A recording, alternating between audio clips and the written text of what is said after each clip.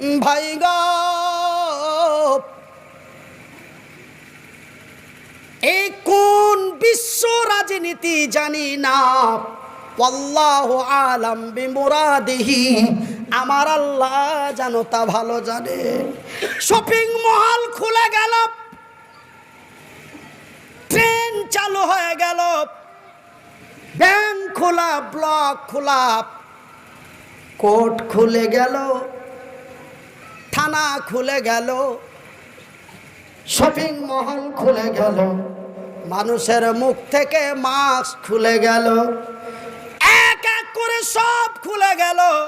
বিয়ের অনুষ্ঠান করতে পারো, তবে সংখ্যায় কম। কোনো সভা করতে পারো, কিন্তু সংখ্যায় কম।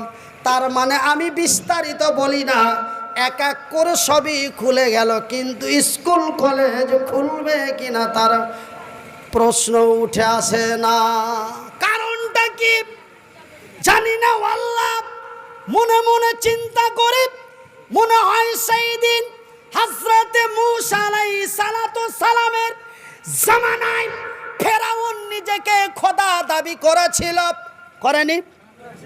ফেরাউন নিজেকে প্রভু দাবি করেছিল, ফেরাউন নিজেকে মালিক দাবি করেছিল, কিন্তু কিছু প্রজারা মেনে নিতে পারেনি।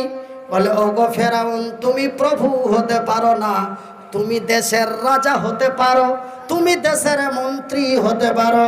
তোমাকে মন্ত্রী বলে মেনে নিতে পারি, তোমাকে নেতা বলে স্বীকার করতে পারি, কিন্তু স্রষ্টা বলে স্বীকার করতে পারি না।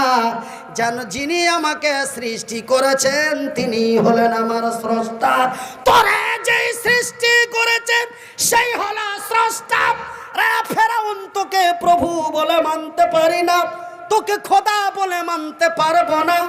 এই বলে যখন তর্ক বিতর্ক উঠে গেল, তারা এক মন্ত্রী সভা করলো।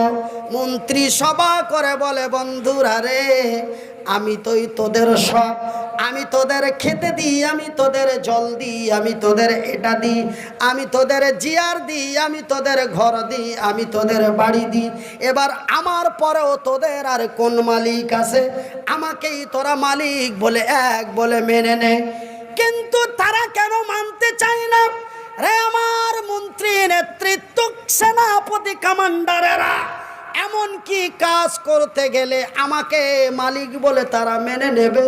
ভাইজান, বিচারের তারা মিটিংয়ের সিদ্ধান্ততে তারা মন্ত্রী পার্লামেন্টে সিদ্ধান্ত হলো, বলে হুজুর গো, শিক্ষা হলো মানুষের মেরুদণ্ড। শিক্ষা কি? কথা বলার। শিক্ষা মানুষের মেরুদণ্ড। একজন শিক্ষিত, একজন অশিক্ষিত, একজন শিক্ষিত, একজন মূর্খর মধ্যে একটা পার্থক্য আছে। একজন শিক্ষিত ব্যক্তিকে যদি আপনি বোকা বোঝান, ও বোকা বুঝতে চাইবে না, কিন্তু একটা অশিক্ষিত গণ্ড মূর্খকে আপনি যেটা বলবেন সে সেটাই বিশ্বাস করবে। তবে ওগো ফেরাউন, আমাদের দেশের নেতা, আপনি যদি নিজেকে এক মালিক বলে দাবি করতে চান, তবে মক্কা মদিনা আরবের মাটিতে স্কুল কলেজ ইউনিভার্সিটি বিশ্ববিদ্যালয় যতগুলি প্রতিষ্ঠান আছে, সমস্ত প্রতিষ্ঠানগুলিকে লকডাউন করে দেওয়া হয়। মানুষের ভিতর থেকে শিক্ষা দীক্ষা হারিয়ে যাবে, শিক্ষিতর হার কমে যাবে, বোকা হয়ে যাবে, অশিক্ষিত হয়ে যাবে, চাকরি লাগবে না, চাকরি লাগবে না, আপনার উপরে আঙ্গুল তুলে কথা বলার শক্তি থাকবে না। তবে মেন পয়েন্ট চিন্তা গবেষণার করে পাওয়া যায়, তবে স্কুল মাদ্রাসাগুলিকে বন্ধ করে দাও। এই সিদ্ধান্ত চূড়ান্ত হয়ে গেল, এই সিদ্ধান্ত চূড়ান্ত হয়ে গেল। মক্কা মদিনা তায়েব তথা আরব কান্ট্রির মাটিতে যত স্কুল কলেজ বিশ্ববিদ্যালয় ছিল সমস্ত কিছু বন্ধ করে দেওয়া হলো।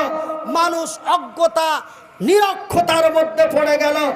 আজকে আমি মনে মনে অল্প শিক্ষায়, ক্ষুদ্র জ্ঞানে, বিবেকের বিবেচনা দিয়ে বুঝতে দেখি যে গত 2020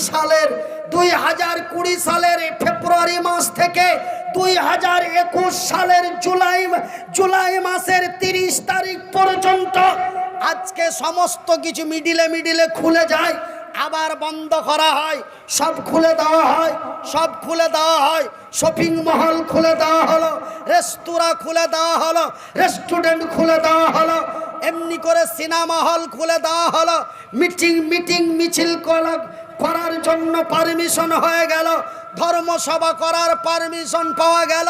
কিন্তু আমার ভাইয়েরা, কিছু বাস কিছু ট্রেন চালু হয়ে গেল, এর পূর্বেও কিন্তু স্কুল কলেজ মাদ্রাসা কেন চালু হলো না?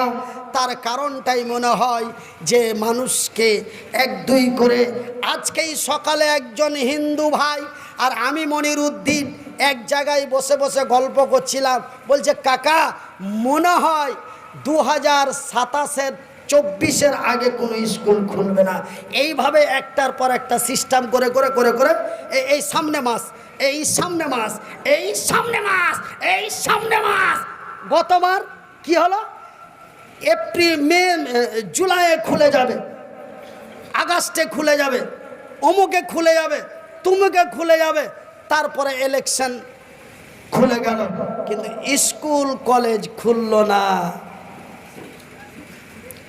আবার ফের ওই সিস্টেমই চলছে, সামনে 15 তারিখ পর্যন্ত, তারপরে আবার 14 তারিখে বলে দিল সামনে 15 পর্যন্ত, ফের 15 তারিখে বলে দিল সামনে 15 পর্যন্ত। এই 15 করতে করতে জুলাই আগস্টের 15 চলে গেছে। কত 15 হবে কে জানি, ওয়াল্লাহ আমার আল্লাহই তো ভালো জানেন। আর যিনারা বাড়াচ্ছেন তেনারাই কে জানে।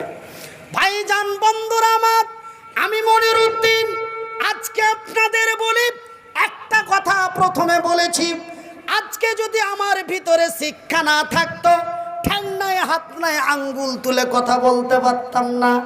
যে যাহা বলতো মুখে মুখে তাকিয়ে থেকে যাওয়া হতো। কিন্তু ভাইজান, ভিতরে আছে আল্লাহর কোরআন, ভিতরে আছে নবীর হাদিস, ভিতরে আছে শিক্ষা যোগ্যতা।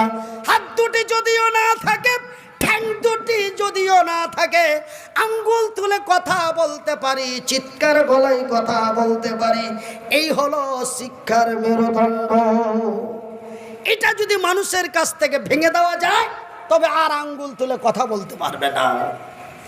এমনই মনে হয় এক বিশ্ব রাজনীতি এর মধ্যে ঢুকে আছে, কে জানি না, তবে এটা আমার ক্ষুদ্র মন্তব্যতে আমি মনিরুদ্দিন মনে করি। আমার ভাইয়েরা শুনে নেন, আমি মনিরুদ্দিন আপনাদের ভাই, আপনারা জানো আমারই ভাই। আমার রাসূল দয়ার নবী বিশ্বের নবী বললেন, কুল্লু মুসলিমুনি হওয়ান, এক মুসলমান অন্য এক মুসলমানের ভাই। আপনারা জানো আমারই ভাই, আমি জানো আপনাদেরই ভাই। যদিও বাড়ি আমার হরিশ্চন্দ্রপুরে হয়, তবুও যেন আপনারা আমারই ভাই, আমি যেন আপনাদেরই ভাই। আপনাদের মাথায় হাত রেখে বলে যাই, ভাই গো, আর তাফাল্লিং করো না, আর অন্যায় অবিচার করো না, পরের মাল হরণ করো না। ভাইজান বন্ধুরে আমার, আব্বা জানেরা, আপনাদের মসজিদের ইমাম আধ ঘন্টা খুতবা দেওয়ার পরে খুতবা থেকে যখন নেমে যায়, স্পষ্ট একটা ভাষা বলে, ওয়ামা আলাইনা ইল্লাল বালাগ ওয়া আলাইকুমুল হিসাব। আপনার এই ইমাম বলে না? কথা বলেন, বলে গো। এর বাংলা জানেন? এর বাংলা কি? এর বাংলা হলো, আমার জানা ছিল, আমার জানা আছে, আমার কর্তব্য তোমাদের জানিয়ে দেওয়া, আমার কর্তব্য তোমাদের জানিয়ে দেওয়া। আমি মনিরুদ্দিন তোমাদের জানিয়ে দিলাম, মানলে তুমি ভালো, না মানলে তুমি বেরিয়ে বেড়াও, আমার দেখার কিছু নাই। মানলে তোমার কল্যাণ হবে, না মানলে তোমার অকল্যাণ হবে।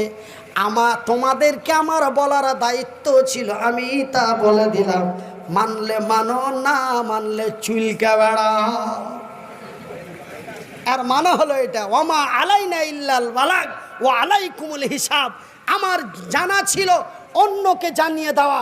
আমি জানিয়ে দিলাম, মাইনবে মানো, না মাইনবে দড়িয়ে বেড়াও, বুঝবে সেদিন প্যাদান। প্রত্যেকজন বলে, বক্তব্যের শেষে বলে, ওয়ামা আলাইনা ইল্লাল বালাগ ওয়া আলাইকুমুল হিসাব। আমার কর্তব্য আমি শেষ করে দিলাম, মানলে তোমার কল্যাণ আছে, অমান্য করলে তোমার প্যাদানি আছে।